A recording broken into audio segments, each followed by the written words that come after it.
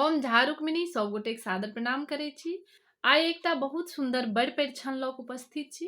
कोशिश करे छी अहाँ सब गोटे हम नीक से सुना पाबी। आउ सुनाबी। आहा के पापा यो दुल्हा बहुते गिनौलन यार गुनंदन दुल्हा।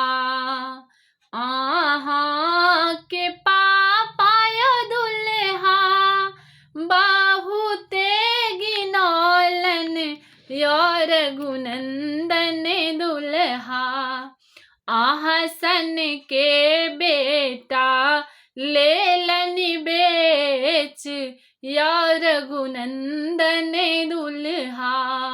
आहसन के बेटा लेलन बेच यार गुनंदन दुल्हा। नायर छिलौनिया दुल्हा सोयरी पानी यार गुनंदन दुल्हा।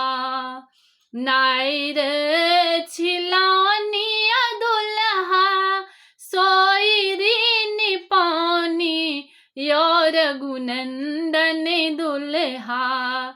अदगुर के खर्चा लेलन असूल यार गुनंदन दुल्हा।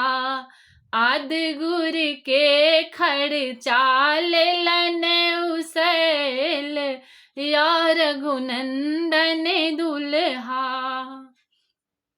आहा के बाबा यो दुल्हा आसले भिख मंगा यार गुनंदन दुल्हा। आहा के बाबा यो दुल्हा आसले भिख मंगा यार गुनंदन दुल्हा। आहसन के पोता लेलन बेच यार गुनंदन दुल्हा। आहसन के पोता लेलन बेच यार गुनंदन दुल्हा। छठी रात खर्चायो दुल्हा मूरन के खर्चायो गुनंदन दुल्हा। छठी रात के खर्चायो दुल्हा मूरन के खर्चायो गुनंदन दुल्हा। जानऊ के खर्चा लेलन उसल यार गुनंदन दुल्हा। जानऊ के खर्चा लेलन असूल यार गुनंदन दुल्हा। आहा के चाचा यो दुल्हा आसले दलल बायोर गुनंदन दुल्हा। आहा के चाचा यो दुल्हा आसले दलल बायोर गुनंदन दुल्हा। आहसन के भातिज लेलन बेच यार गुनंदन दुल्हा। आहसन के भातिज लेलन बेच यार गुनंदन दुल्हा।